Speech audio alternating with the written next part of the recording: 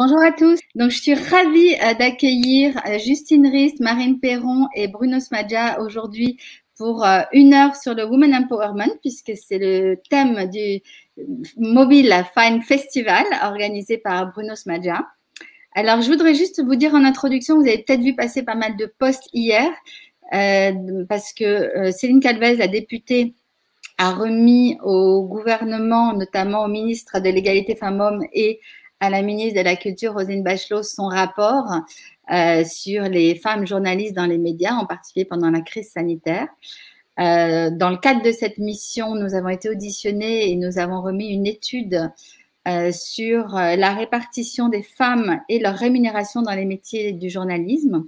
C'était la première fois qu'on recueillait des données chiffrées et récentes, puisqu'on a étudié ces données sur 2018 et 2019. Ça nous a occupé une bonne partie de notre été avec Audience et avec Sophie Pérez qui m'a aidée au sein du Media Club L pour faire cette étude. Et voilà, nous sommes très heureuses d'avoir pu chiffrer pour que les femmes comptent ensuite. Évidemment, je vous laisserai regarder le détail de cette étude qu'on vous a envoyée. Vous ne découvrirez pas avec étonnement qu'on a observé un vrai plafond de verre, un plancher collant, parfois une segmentation des métiers. Mais ça va permettre, en comptant, de pouvoir maintenant fixer des caps, des objectifs pour réduire les inégalités qui sont à peu près de 15% entre les femmes et les hommes au niveau salaire notamment. Alors, justement, Women Empowerment, ça me fait la liaison parce qu'on en a besoin. On a remarqué que trop souvent, ce sont majoritairement les hommes qui candidatent au festival. Hein. Bruno nous dira, mais c'est à peu près 70%, je crois.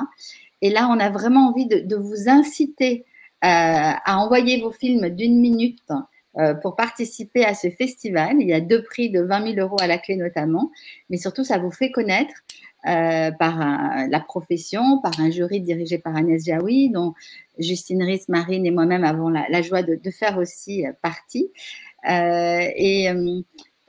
L'idée, c'est vraiment de vous inciter à participer et puis de parler ensemble de la présence finalement des femmes sur YouTube, dans le cinéma, sur YouTube aussi. Justine vous expliquera qu'elles ont plus de mal à s'organiser. Donc, comment on fait pour pousser les femmes à être plus présentes, plus puissantes sur YouTube et dans le cinéma? Et je préfère que nos invités se présentent eux-mêmes parce que je ne veux pas monopoliser la parole. Donc, si tu veux, honneur aux hommes aujourd'hui, puisque égalité ne veut pas dire forcément galanterie, on s'en fiche. L'idée, c'est de parler empowerment des femmes. Et Bruno, je te laisse commencer parce que c'est toi qui es à l'origine de ce festival que tu as fondé il y a 16 ans, donc que tu nous en parles. Et te présenter d'abord. Merci. Absolument. Merci beaucoup. Merci Florence d'organiser ce petit déjeuner. Merci à Justine et à Marine d'y participer. Je suis très heureux qu'on puisse en parler sur le Media Club L. Alors rapidement, le Mobile Film Festival, je l'ai créé il y a 16 ans autour d'un principe extrêmement simple qui est un mobile, 1 minute, un film. L'idée autour de ce format, c'est celui d'avoir à la fois de l'accessibilité et de la sélectivité. L'accessibilité au travers du téléphone mobile qui est aujourd'hui accessible à peu près à tout le monde, à peu près partout dans le monde, pour pouvoir exprimer ses idées. Et puis la sélectivité, parce qu'écrire une histoire en 1 minute, c'est un format qui est difficile, qui est compliqué, qui est très synthétique, et donc qui impose de faire un travail de narration très fort. Et d'ailleurs, vous le verrez, on va présenter 3-4 films des éditions précédentes, justement pour vous donner une idée de la qualité cinématographique de ces films. Depuis 10 ans, on a mis en place un système de bourse qui a pour objectif d'accompagner les lauréats pour leur permettre de produire un film, de produire un court-métrage souvent, dans l'année qui suit leur prix.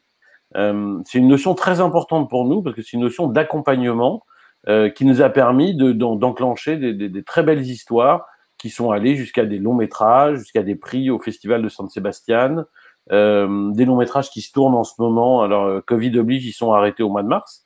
Mais voilà, donc des très belles aventures, à la fois en France, à l'étranger, avec en ce moment une jeune réalisatrice en Iran qui est en train de préparer son cours après avoir gagné le Grand Prix l'année dernière, mais aussi en Tunisie, en Indonésie et dans beaucoup d'autres pays dans le monde. Depuis 5 ans, le festival est devenu très international et on a décidé en même temps d'en faire un instrument d'action sur des questions sociétales. Donc, on a abordé 3. On a abordé les questions autour du climat en 2015 pour la COP 21 et en 2019 pour la COP 25. On a abordé les 70 ans de la Déclaration universelle des droits humains en 2018. C'était un moment très important parce que lors de cette édition, la thématique qui était le plus abordée, c'était des thématiques autour de la cause des...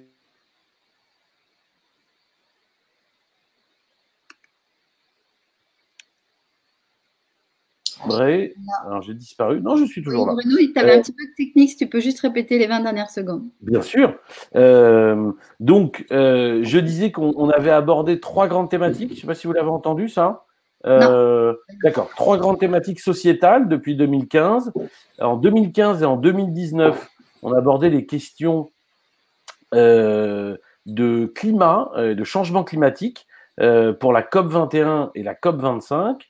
On était partenaire des Nations Unies à cette occasion. On a abordé aussi en partenariat avec les Nations Unies et on a célébré les 70 ans de la Déclaration universelle des droits humains. Et à cette occasion, c'était en 2018, on a constaté que la thématique la plus abordée était liée à la condition de la femme, était liée aux violences faites aux femmes et était liée à la cause des femmes de manière générale. Et ça nous a bien évidemment interpellés. Et c'est souvent ce retour qu'on a des réalisatrices et des réalisateurs qui participent. Et on a voulu, du coup, cette année, et on est extrêmement fiers de défendre cette thématique, aborder une nouvelle édition, la 16e, autour du thème Women Empowerment. Merci.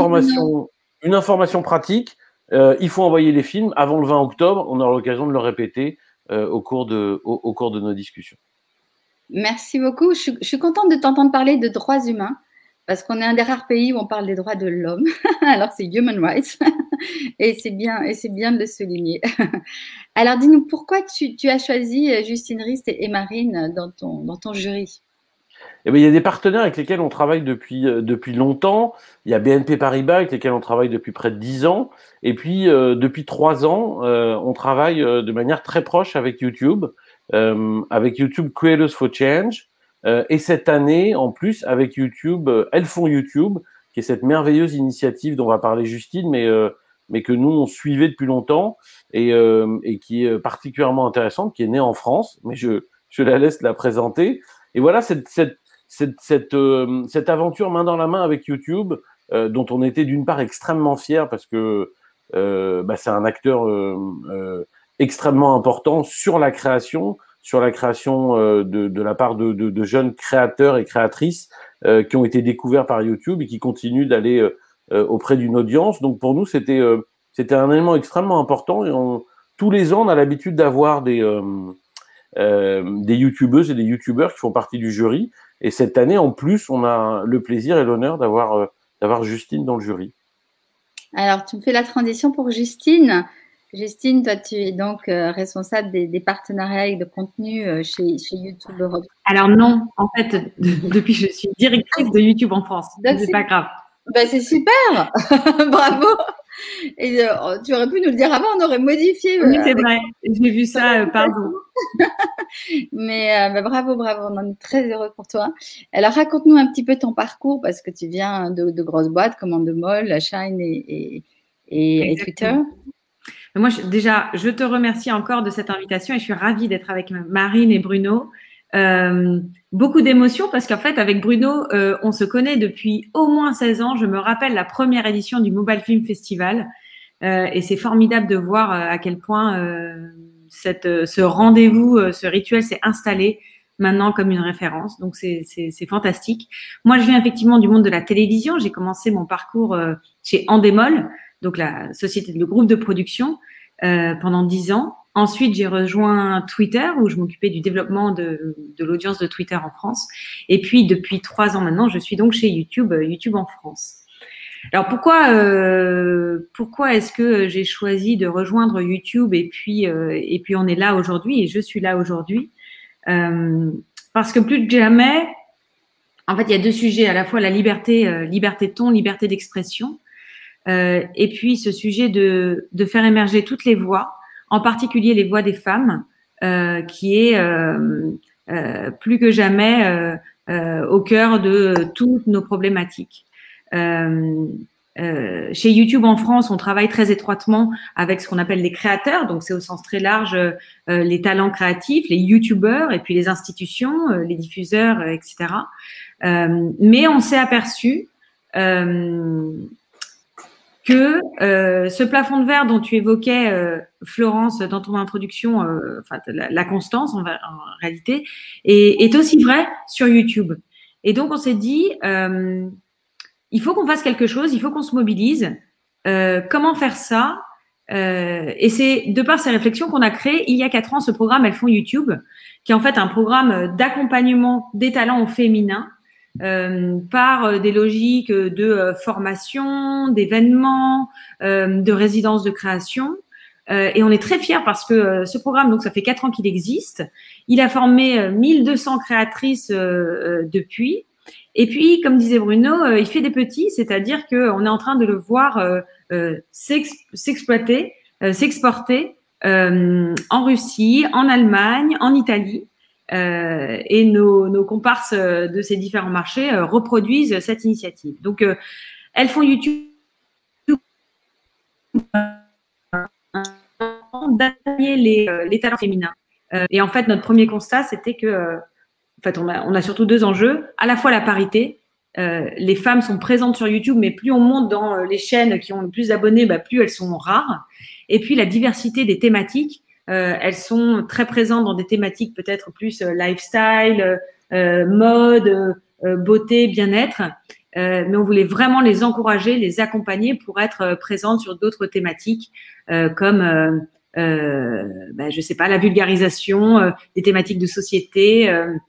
Et c'est vraiment ce qu'on voit aujourd'hui. Donc, je suis ravie et Marine est une de nos formidables ambassadrices et puis on pourra parler plus tard de son aventure et qu'est-ce qu'on a pu construire ensemble dans ces projets. Merci beaucoup, Justine. Alors, Marine, en effet, vous êtes youtubeuse depuis un moment. Vous aviez créé la chaîne YouTube Marinette Femmes et Féminisme. Est-ce que vous pouvez nous parler aussi en quelques mots de votre parcours et qu'est-ce qui vous a amené à créer cette chaîne? Oui, alors bonjour à toutes et à tous déjà. Du coup, moi je suis Marine Perrin et donc plus connue sous le pseudo Marinette.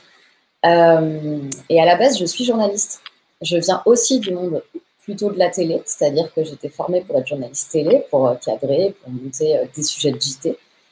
J'ai un petit peu travaillé dans le monde du journalisme traditionnel et puis à un moment donné, je me suis retrouvée alors sans travail et à me demander ce que j'avais envie de faire aussi, quel serait mon futur métier, quoi. Et c'est un peu à ce moment-là que j'ai découvert YouTube au sens de plateforme de création, pas uniquement support technique. Donc, j'ai découvert plein de créateurs, plein de créatrices et c'est là que j'ai vu qu'il y avait justement une débauche de créativité puisque tout le monde faisait exactement ce qu'il voulait, loin des codes dans le journalisme, par exemple, de la télé. Mais c'est pareil pour le cinéma, c'est pareil pour, j'imagine, d'autres secteurs dont je suis moins proche. Mais, et du coup, ça m'a permis de... J'avais envie de faire de la vidéo, j'avais envie de faire de la vidéo sur Internet du journalisme, j'avais envie de parler de droits des femmes. À l'époque, il n'y avait vraiment pas grand-chose en journalisme, en vidéo sur Internet, même Brut n'existait pas, pour donner une idée. Et du coup, je me suis dit, voilà, je vais aller sur YouTube pour faire un journalisme, pour expérimenter déjà, faire d'un point de vue formel un petit peu tout ce qui me passe par l'esprit, en m'inspirant de choses qui ne sont pas forcément de la télé, du journalisme, en m'inspirant de choses qui ne sont même pas forcément de l'information ou de la vulgarisation. Voilà, même m'inspirer des youtubeuses beauté, m'inspirer des youtubeurs lifestyle, comme on dit, etc. Et puis, parler de thématiques aussi avec une grande liberté de ton, comme les droits des femmes, et du coup, en étant complètement libre de mes opinions. En l'occurrence, moi, c'est plutôt très militant comme chaîne. Et puis voilà. Et puis du coup maintenant, cette chaîne a un peu plus de 30 000 abonnés. Et puis ça m'a notamment amené à faire plusieurs documentaires. Au tout début, presque au tout début de la chaîne sur l'accès à l'avortement en France aujourd'hui. Et puis un plus récemment sur les cyberviolences conjugales, dont on reparlera, je pense, qui a aussi été diffusé en télé. Et voilà. Et ça me tient beaucoup à cœur de d'essayer un petit peu de faire de casser les codes, voilà, de ne pas respecter les codes du documentaire et de la télé traditionnelle et de montrer qu'on peut faire de l'information autrement. Voilà. Merci beaucoup, Marine. C'est vraiment intéressant, justement, la façon dont vous mixez les codes du journalisme et des youtubeuses. On en parlera plus tard. C'est peut-être le moment, justement, de lancer la vidéo de présentation de la résidence de création donc, que vous avez faite et qui est organisée par Elles font YouTube. Donc, ça permettra aussi à nos membres, à tous ceux qui nous suivent, de voir de quoi il s'agit. Donc, je vais demander à leur technique s'ils peuvent nous la lancer.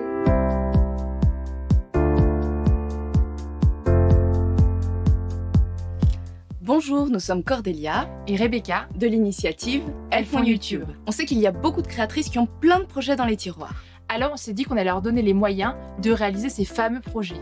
On a donc sélectionné 11 créatrices et 2 mentors pour une résidence de création sur 3 jours. Les créatrices ont été formées à l'écriture, au pitch et à la préparation de dossiers de production. Elles ont ensuite présenté leur projet devant un jury de 5 professionnels. 3 lauréates ont bénéficié du premier fonds de soutien Elles font YouTube. Et voici donc le résultat de cette résidence.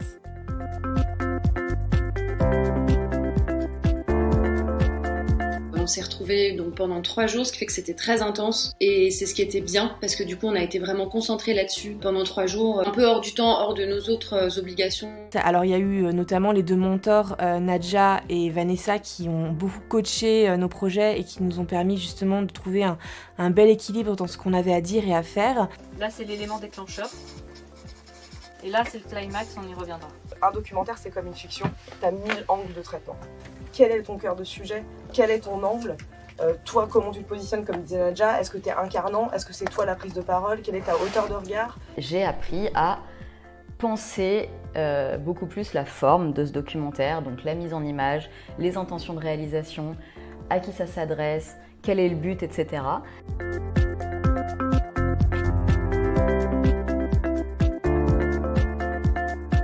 On a donc appris à faire un pitch soit en vidéo en 5 minutes, soit à l'oral en 5 minutes, comme l'elevator pitch qui est pouvoir résumer son projet à n'importe qui en moins d'1 minute. T'as pas besoin de vendre le truc aux producteurs et aux diffuseurs. En fait, on attend juste des scénaristes qu'on nous pitch des choses. Maintenant, c'est pitcher un projet en 3 minutes. On a même eu le temps de chacune passer devant le jury pour faire un pitch blanc. Et c'était aussi super d'être tout ensemble entre créatrices. Voilà, d'une part on s'est bien entendu, d'autre part on a vraiment pu échanger, il n'y avait pas de censure, tout le monde a vraiment pu être libre dans le développement de son histoire. Une semaine après cette résidence de création, on s'est retrouvés sur scène devant un jury de 5 personnes. On avait un temps précis pour parler de notre projet. Tout le travail qu'on avait fait en amont m'a en fait aidé à vraiment avoir confiance, mais aussi à bien connaître mon projet et à pouvoir être hyper à l'aise avec ce que j'étais en train de dire.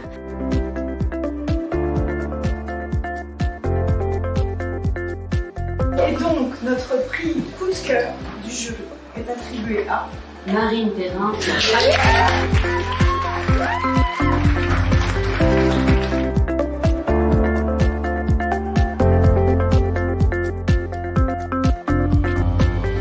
Forcément, on s'attend à apprendre des choses, mais là, je ne m'attendais pas à ce que ça remette en question autant de choses sur mon avenir créatif et même en vrai professionnel. La résidence de création, c'est utile à tous les points de vue, autant pour se sentir valorisé, que soutenu, que encadré, que poussé. Vraiment, c'est 3 jours de rêve, je le recommande vraiment à tout le monde.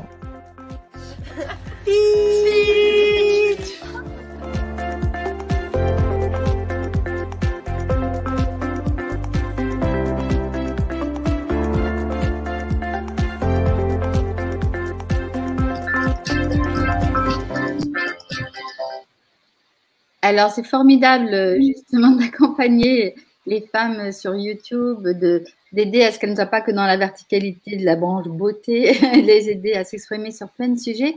Justine, est-ce que vous pourriez nous dire pourquoi, justement, vous aviez sélectionné Marine Perrin? Pourquoi, à votre avis, elle a eu le prix du jury et puis Marine nous racontera cette belle histoire ensuite qui s'est transformée en documentaire de 70 minutes. Ouais, effectivement, Marine, c'était notre coup de cœur. Déjà, on voit très bien dans cette vidéo qui nous rappelle des souvenirs. On était tous, c'était le monde d'avant, tous ensemble.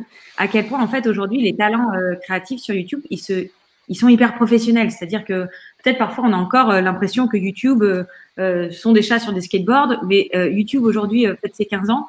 Et vous voyez, on est vraiment dans des productions, dans des formats à très haute valeur de production. Et là, en fait, dans ces 11 propositions et 11 formats qui ont été soumis au jury, il y avait du documentaire, il y avait de la série, il y avait de la fiction, il y avait du reportage, avec des vraies structures, une vraie professionnalisation dans l'approche. Et c'est tout ce qu'on a travaillé avec elle.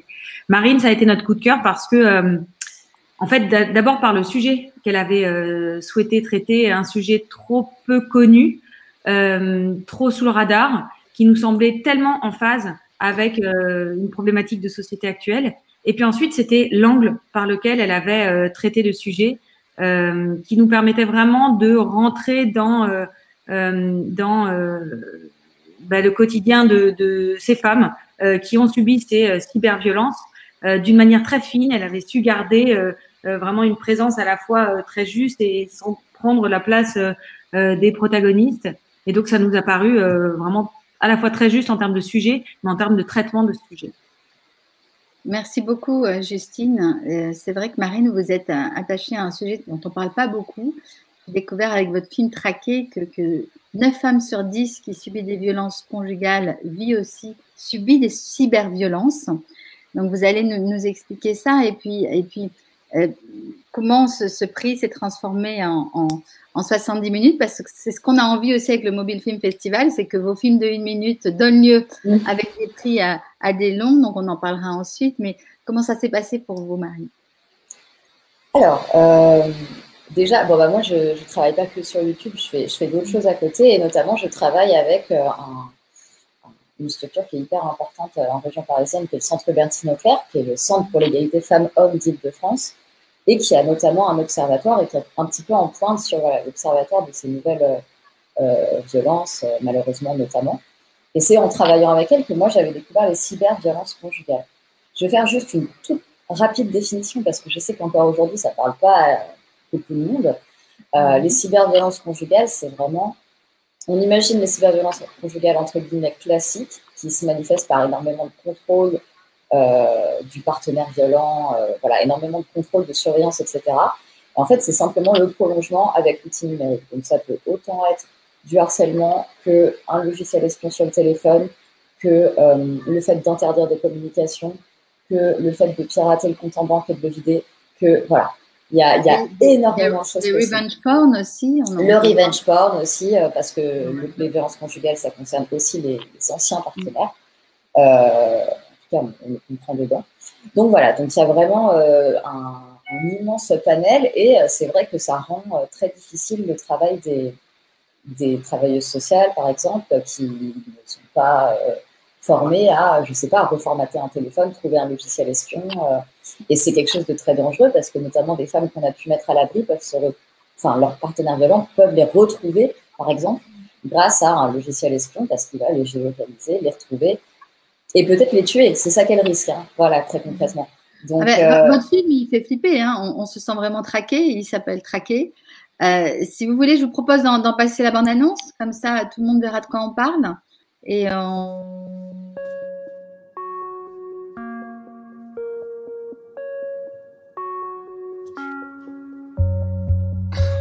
Ok.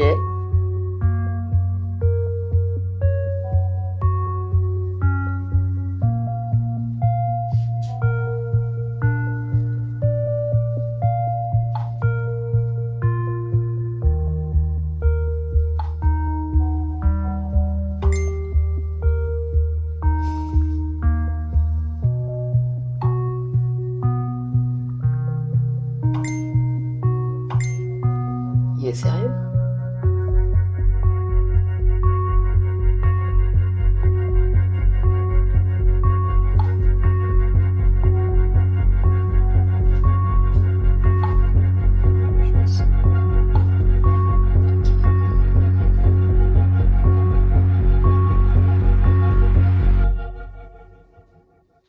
Yes.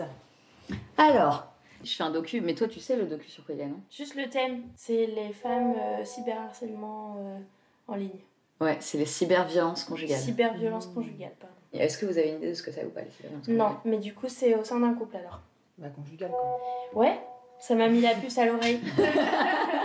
Non, mais j'ai un doctorat, t'inquiète. D'accord, mais du coup, c'est du harcèlement envers ton conjoint en ligne, c'est ça? Ouais, il peut y avoir du harcèlement. Par texto, c'est du harcèlement moral aussi, quoi, non? Ouais, il peut y avoir du harcèlement, ouais. Mais il n'y a pas que ça du tout, en fait. Attends, c'était quoi exactement le titre de ce truc? Cyberviolence conjugale. Donc, c'est ton conjoint, ta conjointe qui pique ton mot de passe et... Ouais. et fouille ton Facebook. Le pique ou exige que tu lui donnes, hein. Tu vois, exige que tu lui donnes, il exige de voir tes messages, tes photos, etc. Ouais, en fait, c'est un peu tous les trucs d'oppression que tu peux avoir au sein d'un couple, mais avec le média, le moyen des technologies modernes. Ouais, c'est exactement ça. Tape avec son téléphone. Du chantage, ouais. Genre du porn revenge ou des trucs comme ça? Ouais. Oh, bien vu. Ouais, il peut y avoir du revenge porn. Ça, c'est quand c'est la séparation, tu vois. Mais c'est comme les violences conjugales classiques. Les violences conjugales classiques, en général, elles s'arrêtent pas avec la séparation. Ouais. Les conjoints violents utilisent beaucoup les enfants.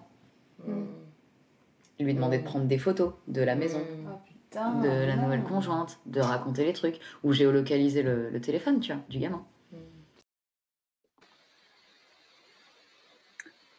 Merci. Donc ça, c'était l'intro, ouais.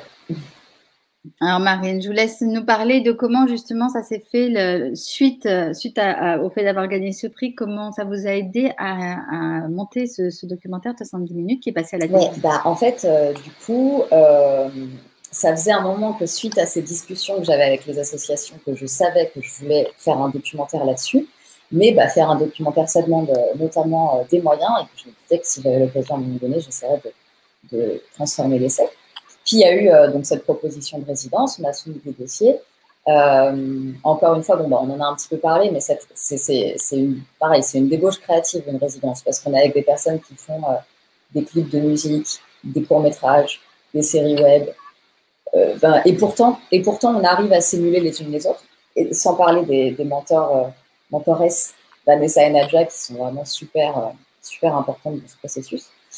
Et du coup, effectivement, de toute façon, il y a deux choses. Il y a effectivement ce prix qui m'a permis de le réaliser ensuite, mais il y a aussi avant même cette résidence qui m'a permis vraiment de le penser d'un point de vue plus professionnel, réalisation, mise en image, intention de réalisation. Moi, j'avais le sujet comme une bonne journaliste, j'avais le sujet, les enjeux, les interlocuteurs, etc., comme si on faisait un sujet de JT.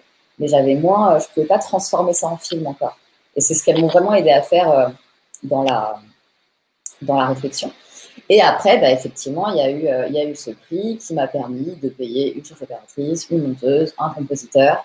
Donc on était quand même une toute petite équipe, mais qui permet quand même de passer un cran au-dessus, de payer des gens qui savent un petit peu plus faire du bon format que moi, qu'on n'avait jamais fait.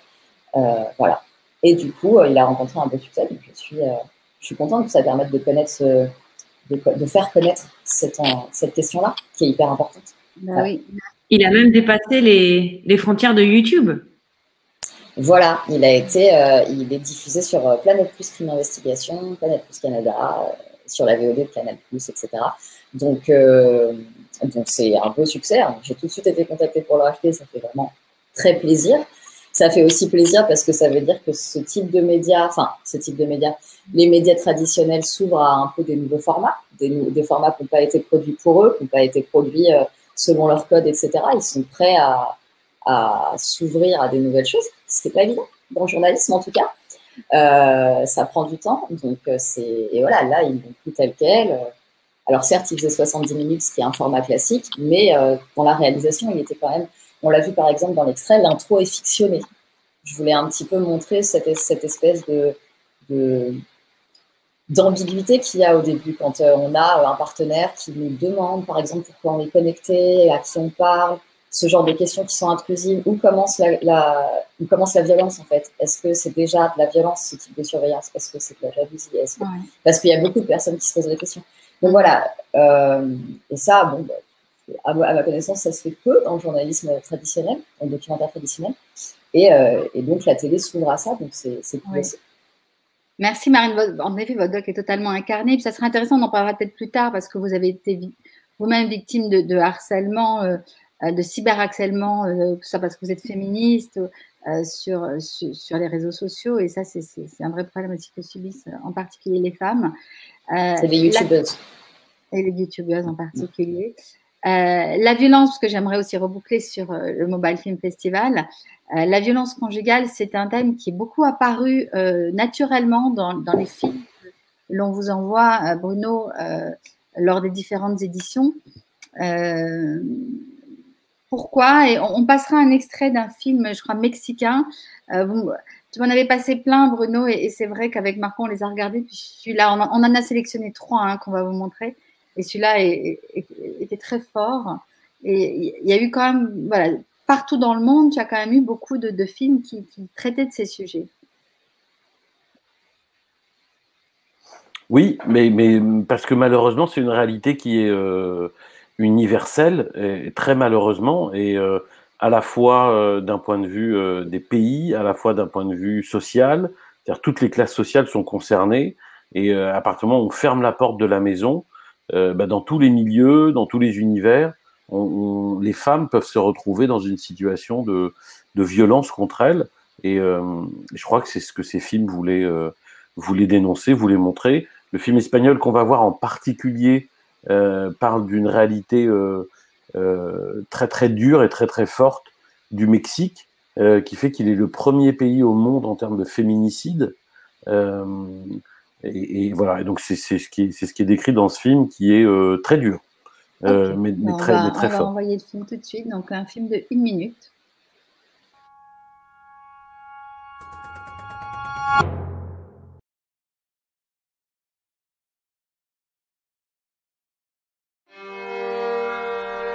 ¿Ya se identificó al agresor? Por ahora no. Los vecinos reportaron ruidos en el domicilio. ¿Causa del deceso? Impactos múltiples en el cráneo con un objeto sólido. 17 heridas con arma punzocortante. 4 impactos con arma de fuego en el área abdominal. Asfixia por estrangulamiento. ¿Edad? 15 años. 27. 44. ¿Posible móvil del homicidio? Al parecer abordó un vehículo tipo taxi en estado de ebriedad. Su exnovio descubrió que estaba embarazada de su nueva pareja. Disputa conyugal.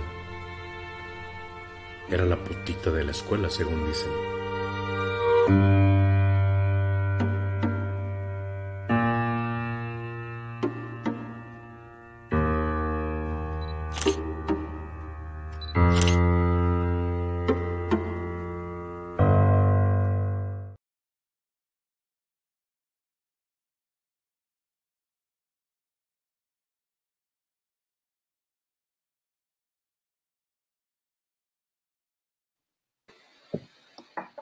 Alors, on peut dire beaucoup de choses en 1 minute.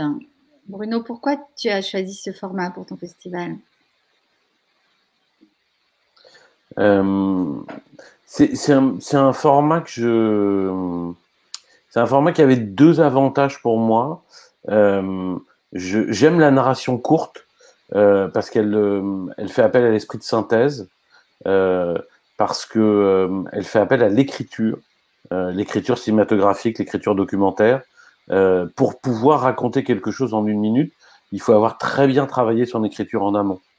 Sinon, on est obligé de délayer et de partir.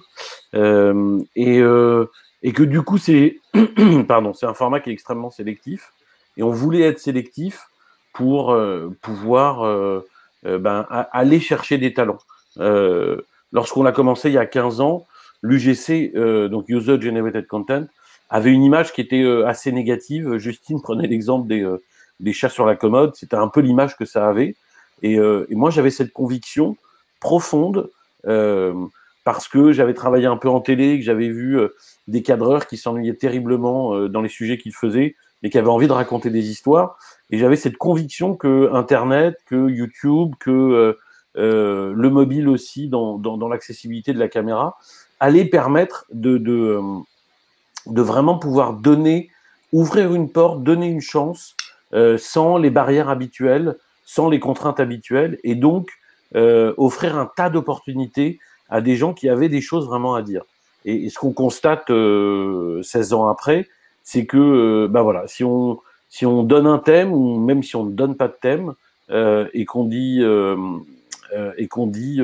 à cette jeune génération, parce qu'on parle plutôt à une jeune génération, pas toujours si jeune que ça, racontez-nous des histoires, inventez des histoires, et le résultat qu'on a est de très très grande qualité, et ça c'est enthousiasmant et vraiment très, ça me rend très heureux tous les ans.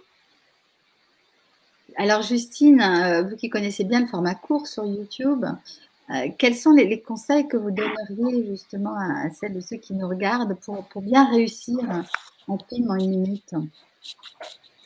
Alors, sur YouTube, on est plutôt sur des formats un petit peu plus longs.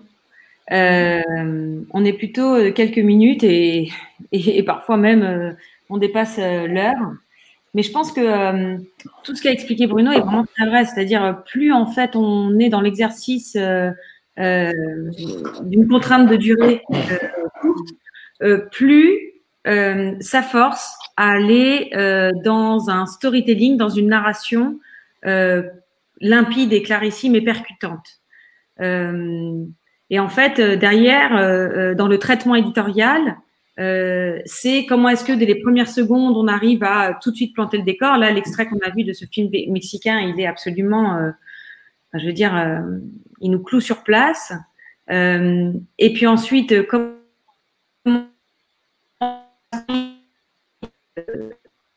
sans se noyer dans les détails, aller à l'essentiel et passer notre message. Donc, c'est tout ce travail en amont, en fait, de qu'est-ce que je veux dire, à qui je veux m'adresser, qui est-ce que je souhaite faire parler. Et je reviens sur plus la durée est courte, plus ce travail amont est absolument essentiel. Je voulais aussi revenir sur une autre chose, mais on parlait de la liberté dans les codes de traitement. Et je trouve ça vraiment très intéressant, le docu de Marine, comme tu l'expliquais, et puis puisqu'on montre là, en fait, on est maintenant dans une logique où, en fait, chacun peut créer sa grammaire, peut créer à sa guise la manière dont il souhaite traiter un sujet. Et ce qu'on voit de plus en plus, c'est que, par exemple, les œuvres vont naître sur un téléphone mobile, vont ensuite être diffusées sur YouTube ou d'autres plateformes, et puis elles voyagent. Et ça, pour moi, c'est vraiment un élément très nouveau quand on a de plus en plus de créations au départ sur un mobile ou pour YouTube qui ensuite font un parcours en télévision, même parfois au cinéma, dans des festivals. C'est à la fois un phénomène qui s'accentue, mais en plus, il y a une vraie spécificité française. Il y a une vraie excellence de la création française sur ces formats et cette sophistication de formats. Merci Justine. Alors je précise d'ailleurs qu'il y a un grand prix pour le Mobile Film Festival. Il y a un grand prix pour les films français, il y a un grand prix international. Donc les Français ont quand même une chance de plus de gagner un prix. C'est intéressant ce que vous disiez tous, en effet, qu'il faut plus préparer quand c'est court. On le voit, il y avait un grand président américain qui disait il y a 50 ans, quand j'ai un discours d'1 heure, je mets 2-3 heures à le préparer. Et quand j'ai un discours de 2 minutes, je mets 1 journée à le préparer. Donc c'est important de dire en amont, bien préparé en effet. Oui, Bruno, je te laisse la parole. Non, mais exactement dans ce que tu dis, on a eu dans les grands présidentes et présidents du festival dans les années, on a eu la chance d'avoir Patrice Lecomte qui avait une phrase qui était très juste par rapport à ça. Il disait en 1 minute, on dit une chose. Et c'est important de le rappeler, aux créatrices et aux créateurs, parce que il y a toujours cette volonté de vouloir dire beaucoup de choses, parce qu'il y a cette volonté de vouloir raconter des choses, de vouloir convaincre, mais on convainc plus en étant limpide, en étant clair et en étant sur une idée forte qu'on va défendre, comme le film qu'on a vu, comme les autres films que vous allez voir, et c'est ça qui donne la force à un film. Donc cette idée de en 1 minute on dit une chose, et je le cite souvent, mais je trouve que c'est très simplement résumé. Et d'ailleurs, c'est toute la technique des TEDx. Les TEDx, c'est à peu près 17 minutes. Et on vous dit, quand vous faites un TEDx, c'est une seule idée. Une seule qu'on défile, qu'on déroule, mais même en 17 minutes. Donc, merci de le préciser, Bruno. Justement, tu parlais des autres films. J'aimerais qu'on voit un film qui avait gagné le prix, qui était un film français, et qui s'appelle « J'avais 9 ans ». Donc, c'est sur un autre sujet. Là, ce n'est pas les violences conjugales, mais c'est l'excision, c'est pas plus drôle. Mais c'est un film très fort, donc je vous propose de le regarder.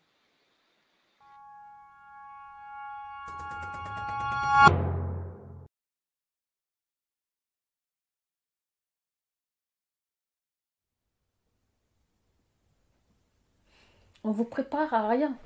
Un jour, on vient vous récupérer par groupe. Moi, j'étais la plus grande. Et je me rappelle encore comme si c'était hier parce que j'avais au moins 6 personnes sur moi. Parce que j'ai supplié que je ne voulais pas. J'étais persuadée que j'en mourrais. 9 ans. Je crois que j'avais 9 ans. Si je ne me trompe pas. Et je pense que ça s'arrêtera. Et il est temps. Voilà ce que moi j'ai envie de demander à toutes les femmes qui ont subi l'excision ou qui ne l'ont pas subi, qu'on s'unit pour changer ça. Il faut que ça s'arrête. Il faut que ça s'arrête.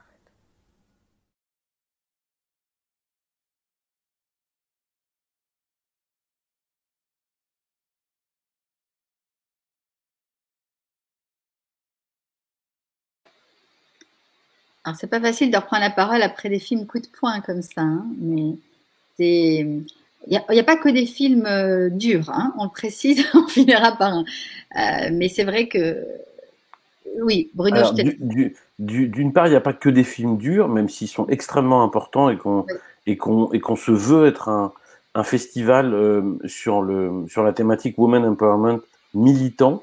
Et c'est pour ça qu'on est vraiment très honoré d'avoir Marine qui fait partie du jury.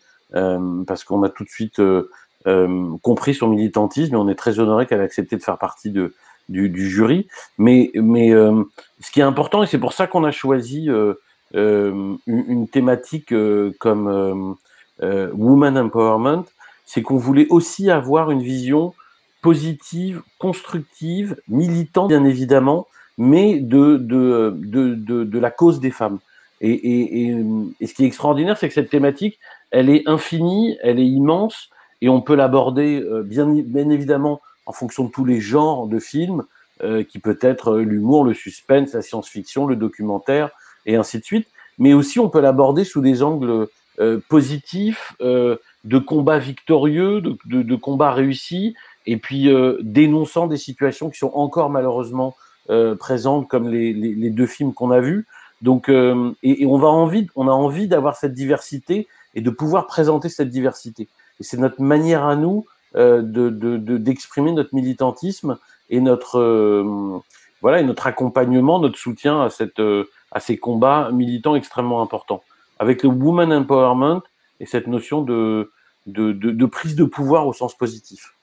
Merci. Et on sait dans la création combien l'émotion est importante pour toucher les gens.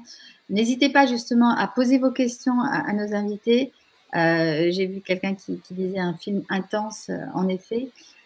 On voit que aussi grâce à la technique, sur nos mobiles aujourd'hui, on arrive à faire des films de plus grande qualité. On voit que les femmes aussi sont devenues des geeks. Enfin, c'est une question que je vais poser à Justine. Parce que Justine, toi, tu as été sur Twitter et tu as été une des dirigeantes de Twitter et c'est intéressant de voir que finalement, contrairement à ce qu'on peut penser, il y a plus de femmes que d'hommes sur Twitter. Elles tweetent plus, mais elles tweetent d'une autre façon. Elles parlent plus des autres. Elles sont plus dans l'émotion. Comment tu peux nous expliquer ça et je te laisse en parler tout simplement. Oui, je pense que la grande chance de ce qu'on vit aujourd'hui et de ce que permettent ces technologies, c'est l'universalité de leur accès. Et après, mais c'est comme pour les questions de leadership, en fait. Moi, il n'y a pas de leadership au masculin ou au féminin, c'est juste derrière quel va être l'engagement ou la manière d'interagir avec les autres personnes. Alors, Twitter, c'est une autre plateforme qui est vraiment un grand vecteur pour s'informer, mais aussi où on sait que les discussions sont très intenses, et c'est pas par essence même un vecteur de la conversation, ou parfois d'ailleurs les conversations peuvent être très dures. Moi, je trouve ça formidable que les femmes arrivent à, évidemment, s'approprier tous ces outils, absolument au même titre que les hommes. Je peux faire le parallèle avec l'entreprise YouTube dans laquelle je suis. On est vraiment à très grande parité et à tous les échelons des métiers.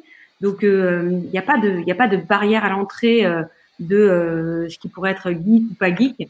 Mais je pense qu'après, peut-être qu'on sent plus.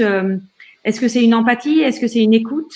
Est-ce que c'est une logique, comme vous disiez, d'engagement ou de militantisme, mais positif et néanmoins passionné? Je pense qu'il y a vraiment de ça aussi que je ressens.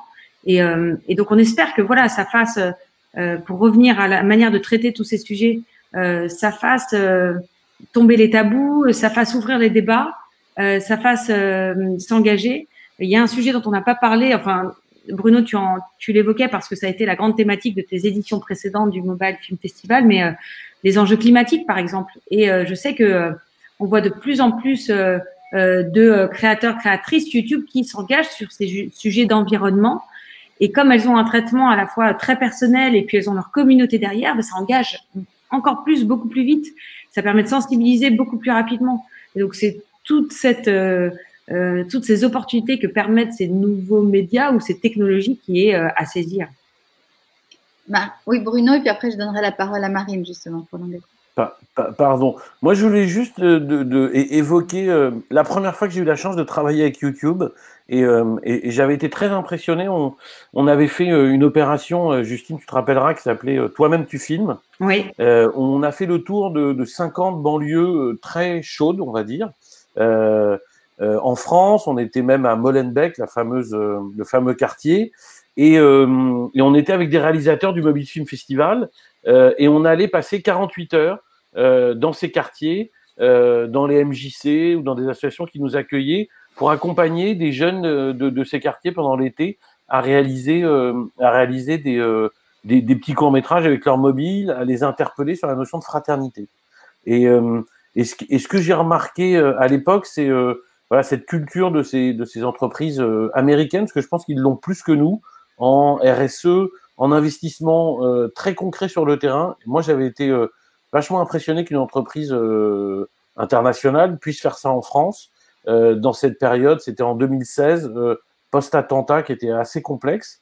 Et cette prise de parole était qui était pas particulièrement promue, mais qui était vraiment sur le terrain, où on était au contact des gens, était extrêmement forte. Et voilà, je sais que c'est dans les valeurs qu'ils défendent, et je me permets de le dire de l'extérieur, parce que je n'en fais pas partie, qu'ils défendent et qu'ils accompagnent à la fois sur le climat et à la fois sur d'autres sujets. En fait, ça va avec les sujets de responsabilité.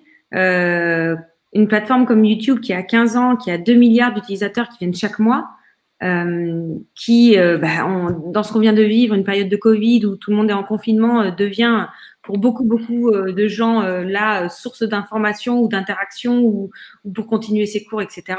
On a une responsabilité qui est plus que jamais sur ces sujets de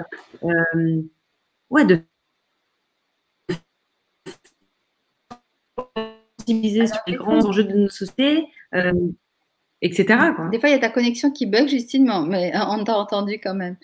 Marine, sur justement l'engagement. Est-ce que je pourrais revenir, sur l'aspect un peu technique? Oui. Parce que ça m'intéressait, je ne suis pas intervenue tout à l'heure, mais vous parliez des femmes qui devenaient geeks. Moi, je voulais vraiment insister sur le fait que déjà les femmes ont toujours été geeks. Enfin, si on entend par geek le côté technique, et que notamment sur YouTube, elles tournent, elles montent, elles étalonnent, autant que les hommes, et que même des métiers qui nous semblent purement masculins aujourd'hui, notamment ceux qui ont à voir avec la technique, sont féminins à la base, comme le montage par exemple. À la base, le montage, c'était des femmes avant tout, parce qu'il s'agissait de couper des bandes et d'avoir des doigts fins, et voilà. Et la première réalisatrice qui a créé un film, Alice Guy, c'est une femme. Donc voilà. Donc ça me tenait à cœur. Et du coup, j'avais envie de revenir aussi un peu sur le Mobile Film Festival, parce qu'on parlait des exigences d'un format d'1 minute. Mais pour moi, c'est aussi d'un format d'1 minute et de tourner au téléphone. Mais pour moi, c'est aussi une autorisation de participer à des personnes qui n'ont pas de matériel, justement, qui n'ont pas de matériel, qui n'ont pas le temps, l'énergie de faire un format très long, même si effectivement ça demande du temps, parce que ça demande d'anglais, ça demande de trouver une idée, de faire un format de 1 minute. on voit bien que, par exemple, le format sur l'excision, il y a 4 plans dedans. Il y a 4 plans, visage, main, femme de dos, femme de face, et voilà, c'est tout. Donc, techniquement, ça demande très, très peu de choses. Ce qui compte, c'était vraiment l'idée, et c'est ça que j'aime bien avec l'idée de ce festival, et c'est ça que j'aime bien avec YouTube aussi, c'est que des personnes vont filmer avec un kit main libre et un téléphone, et c'est suffisant parce que s'il y a une idée et du fond, on peut déjà produire quelque chose, alors que même si on n'a pas les moyens, même si on est une femme et qu'on a peur de la technique, ou qu'on n'est pas une femme et qu'on a peur de la technique, même si on vient d'un quartier défavorisé et qu'on n'a que un iPhone 5, voilà. Donc ça me paraît hyper important. Merci Marine, parce que je sais que l'accessibilité tient beaucoup à cœur à Bruno. Et d'ailleurs, on précise que l'inscription est totalement gratuite. Et donc, c'est important voilà, de savoir que ce festival peut se faire. Enfin, on peut candidater sans moyens, si ce n'est que d'avoir un téléphone. Ah, et beaucoup de créativité. Mais oui, on peut candidater sans moyens. Et d'ailleurs, en fonction des éditions, on est entre 80 et 100 pays dans le monde qui participent à chaque édition, ce qui est génial parce que ça donne des regards de beaucoup d'Amérique du Sud, beaucoup d'Afrique, bien sûr l'Europe est très représentée, mais en fonction des années, on a le Tadjikistan, la Mongolie, l'Indonésie, beaucoup l'année dernière. Enfin voilà, c'est cette diversité de regards qui permet de redonner une universalité quand on aborde des thèmes comme le Woman Empowerment. Et je reviens vers vous, Marine, et puis après, on va parler justement d'empowerment aussi avec Justine, de comment monter dans les hiérarchies. Mais pour boucler sur l'engagement, Marine, en effet, ce format, vous sentez qu'il est propice à justement provoquer l'engagement, provoquer l'émotion Bah, on l'a vu, hein, on en a vu deux exemples. On en a vu 2 exemples de 1 minute et on voit que ça peut être vraiment choc et a fortiori parce que c'est court. Donc oui, et en plus, encore une fois, pour moi, c'est propice à ouvrir à des candidatures non conventionnelles, des personnes qui ne peuvent pas s'exprimer quand il y a une charte technique qui est inaccessible même à des professionnels aujourd'hui, comme c'est le cas parfois encore en télé, cinéma, etc. Là, le fait qu'il n'y ait pas de charte technique et que, encore une fois, n'importe qui puisse candidater, ça ouvre forcément des nouvelles, puis des voix qu'on n'entend pas aussi, en fait. Moi, c'est quelque chose qui me paraît hyper important, encore une fois, sur soit des festivals comme ça, soit des plateformes ultra démocratisées comme YouTube, où tout le monde peut poster sa vidéo, et elle peut faire 2 pixels sur 2 pixels, s'il se passe quelque chose, elle va marcher, quoi. Donc oui, ce que je dis, c'est que ça me tient beaucoup à cœur de donner la parole à des personnes qui n'ont pas. Et le fait d'autoriser, de dire à des personnes tu peux réaliser un film avec un téléphone et un logiciel de montage gratuit qui est installé de base sur Windows, quoi. Enfin, si tu as une idée et que c'est suffisant, pour moi, ça aide vraiment à... Enfin, ça va aider surtout à faire émerger de nouveaux discours, notamment militants. Mais voilà, pas que les discours des gens qui ont les moyens. Merci Marine, pardon. Je ne pas bien réveiller, moi. J'avais Justine en même temps dans ma tête. Justine, l'empowerment, c'est aussi monter dans les hiérarchies. Comme tu disais, tu es aujourd'hui DG de YouTube France. Quels seraient les conseils que tu donnerais? Toi, tu t'es même formée, tu as fait l'EM Lyon pour devenir aussi administratrice à côté. On en parlait toutes les deux, mais c'est vrai que les hommes n'ont jamais eu besoin de faire des formations pour être administrateurs, mais quand il y a eu la loi Copé-Zimmermann, tout d'un coup, il y a eu plein d'écoles qui ont éclos, que ce soit à l'ESSEC, à l'EM Lyon, à Sciences Po, pour former les femmes administratrices, qui a d'ailleurs professionnalisé les conseils d'administration. Donc, toi, tu as fait cette démarche, justement, tu as fait une formation à l'EM Lyon, et aujourd'hui, je te laisse annoncer ce qu'il en a été. En fait, je pense qu'il y a un truc important à comprendre et peut-être d'un point de vue d'une femme, en tout cas moi certainement du mien, souvent on sait que au fur et à mesure d'un parcours professionnel, vous avez tout ce qui peut se passer dans la vie d'une femme, vous avez vos enfants, vous avez vos congés maternité, vous évoluez plus ou moins dans des milieux très masculins, mais très vite, j'ai compris et je me suis libérée en le comprenant qu'il s'agissait pas pour avoir des postes un peu qui vous permettaient d'avoir un impact, d'avoir le pouvoir sur, mais d'avoir le pouvoir pour, changer ou améliorer ou développer comme vous sentiez et en alignement avec vos valeurs. Et en fait, ce pivot du pouvoir sur au pouvoir pour m'a vraiment aidé moi dans me sentir tout à fait légitime à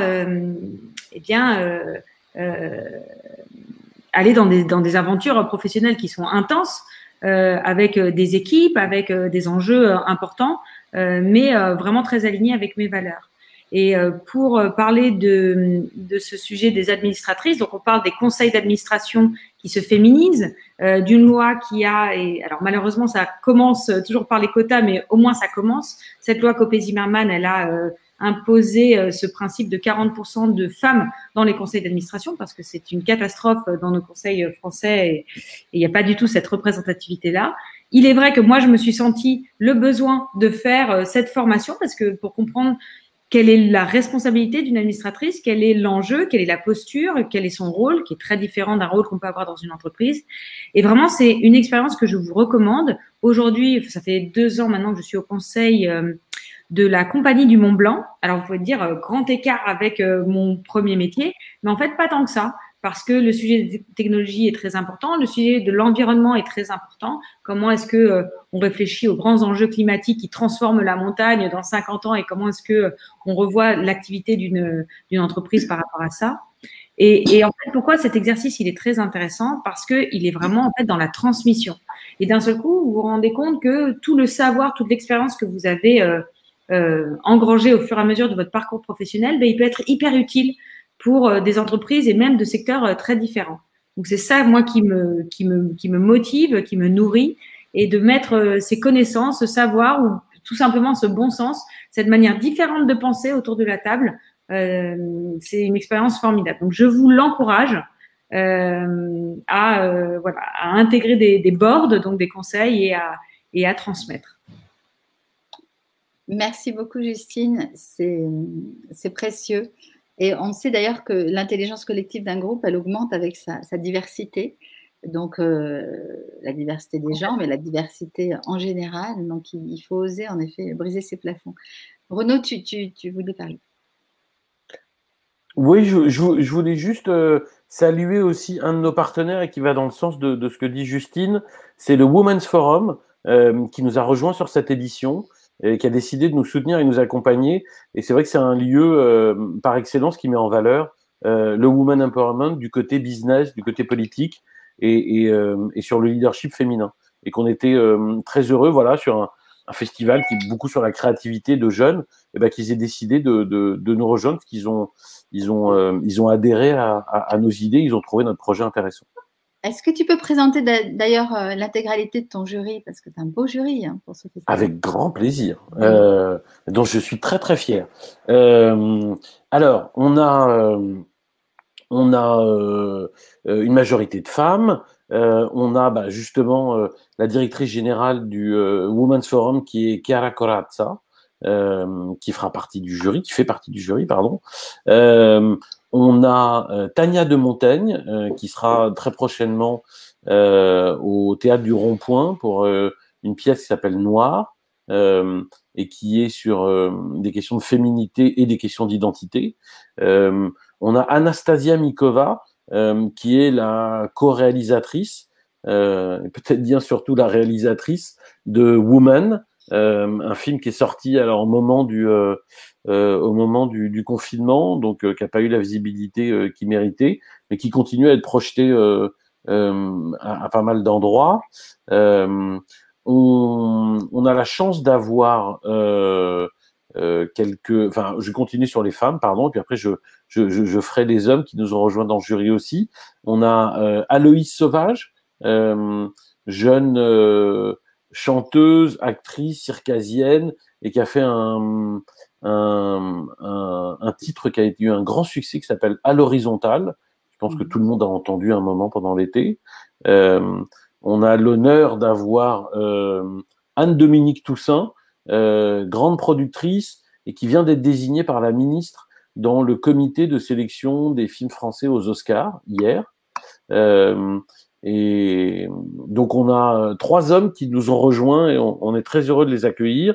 On a Oxmo Puccino, qui avait fait une démarche qui était très très belle il y a quelques années, en offrant les droits, tous les droits d'une de ses chansons à la Maison des Femmes de Saint-Denis, pour aider cette association. Et on a David et Stéphane Fuenquinos qui nous ont rejoints aussi. Et enfin, on a une présidente qui va emmener tout le jury et puis l'animer, et qui est Agnès Jaoui. Magnifique. Magnifique. Merci Bruno. On va bientôt finir. Qu'est-ce que chacun vous conseilleriez aux femmes pour justement, on donne toujours des clés d'empowerment. On en a déjà donné pas mal aujourd'hui, mais pour oser candidater, puisqu'on voit que trop souvent c'est en grande majorité des hommes qui candidatent au festival. Qu'est-ce que vous aimeriez leur dire pour que maintenant elles se mettent à leur film de 1 minute et qu'elles vous les rendent avant octobre, enfin courant octobre? Qui veut parler? Ouais. Bah, justement, que les hommes se posent pas la question. et c'est pareil sur YouTube, hein, on le dit beaucoup aux créatrices aussi. Ils se posent pas la question. Ils se posent pas la question non plus pour déposer des demandes de subventions. Ils se posent pas la question, alors que les femmes, c'est un biais qu'on constate partout, ont tendance à être dans l'ultra-performance, à vouloir absolument être parfaites avant de proposer quoi que ce soit, à toujours reporter le moment où elles vont postuler, alors qu'en réalité, elles sont déjà sûrement super compétentes, et qu'en plus, si elles postulent et qu'elles gagnent pas, bah, au pire, elles n'auront pas gagné, quoi. Donc, de postuler, surtout, encore une fois, parce que c'est la chance de postuler avec très peu de moyens, et voilà, quoi. Vous pouvez vous mettre à l'écrire maintenant, votre film, et vous tournez demain, et vous le mettez après-demain, et c'est fait, quoi. Merci.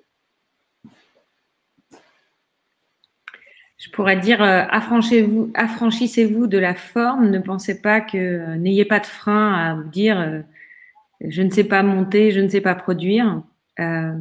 Pensez surtout à votre création, pensez à votre idée. Et si vous avez une idée et un téléphone, alors allez-y. J'ai envie de dire, faites-le avec le cœur aussi, hein. C'est la tête, le corps et le cœur. Et moi, si je peux conclure, je dirais, faites appel à la sororité. C'est ce que je voyais dans la vidéo de Elles font YouTube. Faites appel à vos sœurs, faites appel à d'autres femmes, soyez collectives, et nous, on sera là pour accueillir vos créations et vos projets. Alors, une des clés d'empowerment, c'est l'éducation, surtout dans le monde, puisque ton festival est international, Bruno. Et donc, je vous conseille je vous propose plutôt de voir cette dernière vidéo de petits films de 1 minute qui a été aussi dans les sélections, puisque je rappelle que tu reçois à peu près 1000 films, et puis il y a une sélection officielle de 50 films sur lesquels parmi lesquels le jury va choisir les primés. Il y a 7 prix, dont 2 grands prix.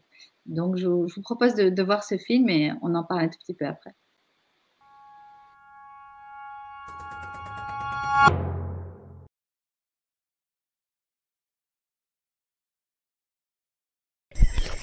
স্কুলে 10 টাকা দিতে বলেছি পরীক্ষার জন্য। ওই স্কুলে আনকা টাকা দিয়ে লাভ নাই, কাল থেকে আমার ভাড়া যাবে। মিয়া ছিল আবার লেখাপড়া, কি করবি লেখাপড়া শিখে?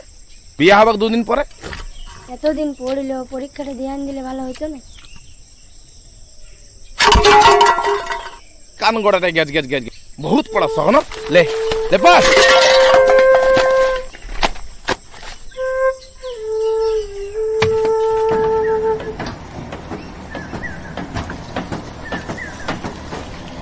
কি বটে? হ্যাঁ বল, তুমি আমাকে 100 দিচ্ছ, দেখেন তো 150 লেখা। কে বললো? এই তো আমার বিটি বললো, ও স্কুলে যায়, আমি মুখ হতে পারি, ও লয়। দাও।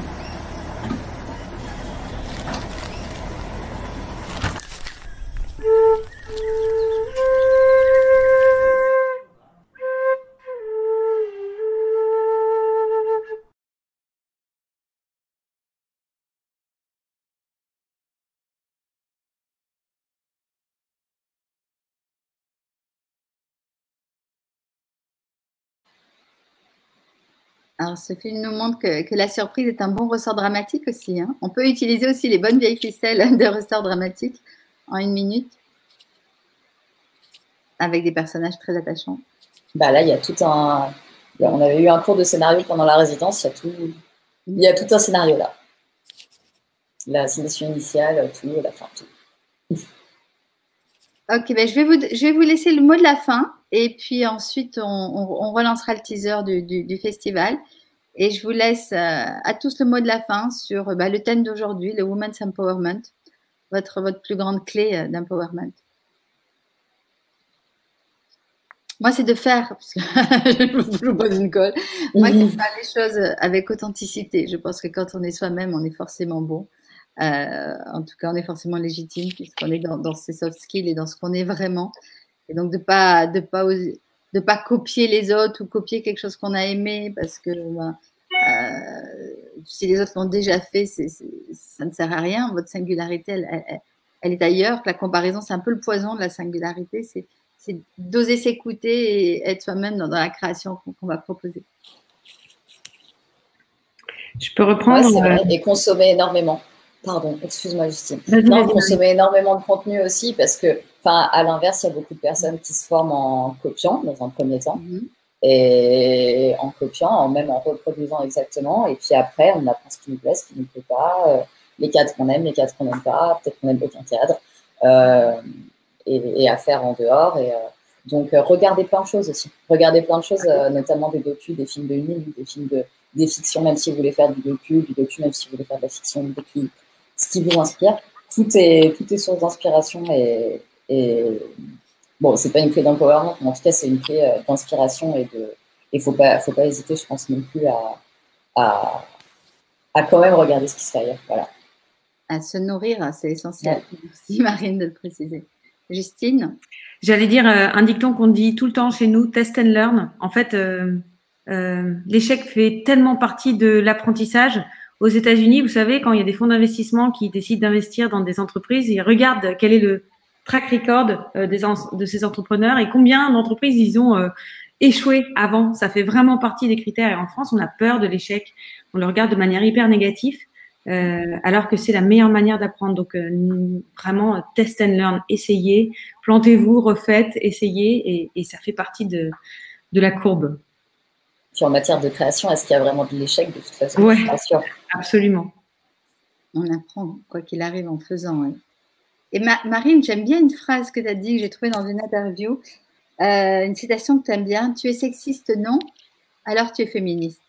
Ouais, mais parce qu'en fait, chaque début d'interview, on me demande c'est quoi le féminisme pour vous? Et ça me fatigue un peu parce qu'on a tous la même définition du féminisme au fond. Et je ne sais pas si on attend de moi que je dise que je déteste pas les hommes ou que j'en sais rien. Juste, le féminisme, c'est juste ne pas être sexiste, voilà. Et voilà. Merci. Bruno? Le mot du début, tu auras le mot de la fin. La pression. Non, j'allais dire écrivez et après tournez et voilà, soyez dans la narration et soyez très inventif. Merci. Alors on se retrouve juste après et on lance la vidéo justement du festival.